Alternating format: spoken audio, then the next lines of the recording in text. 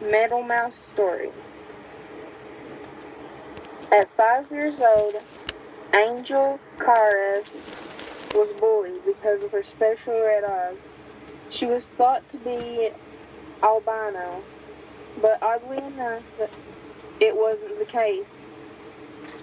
She was also bullied because she was diagnosed as a schizophrenic. Some luck. Since young, she had tried to overcome her horrific visions, but they continued and showed no mercy. At the tender age of 13, her parents completely ignored her, making sure she felt forgotten. And at some points, due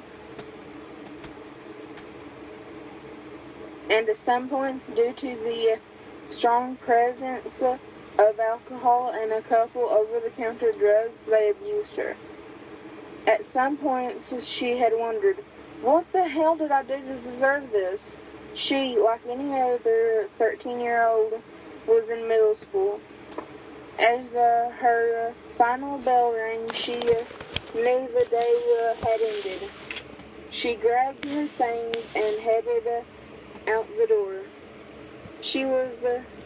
As she exited the school, she had noticed the sky was a dark gray. Rain, she sighed. Because of her non-existent reputation at school, she knew that no one would even try to help her. As these thoughts went through her head, it started pouring. Not wanting to get drenched, she ran home. As she got to her steps, her mother was already at the door, drink in one hand and in the other a pill that she soon swallowed. "Where the fuck have you been?" she said to the girl in front of her. I got caught in the rain." Her mother looked down at her, a sneer present on her face. "Well, now you're gonna fucking get water all over you, dumb bitch." She yanked Angel by the hair and had thrown her onto the floor.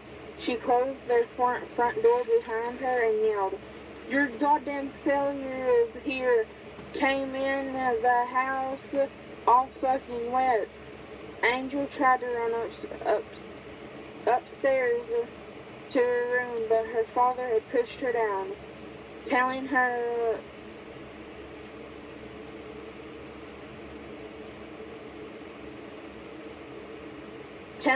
crash and hit the wall behind her. "Who the fuck do you think you're running from?" She winced as the glass in her father's hand came at her. Now bleeding from the glass, her father and mother hovered over her. "Get this through your head. Your mistake. You should be dead." They both started to kick her at her stomach. As Angel laid on the floor, blood trailing out of her mouth, she thought, were they right?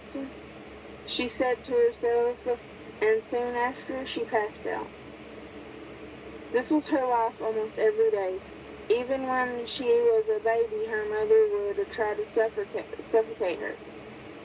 Some love her family showed. A few weeks later, her family was scheduled to have a reunion. Due to the fact their portion of the family was so secluded from the rest, she had left after it had started, not willing to see the faces she couldn't trust nor turn to. She had went for a walk to calm her nerves before she would be forced to smile.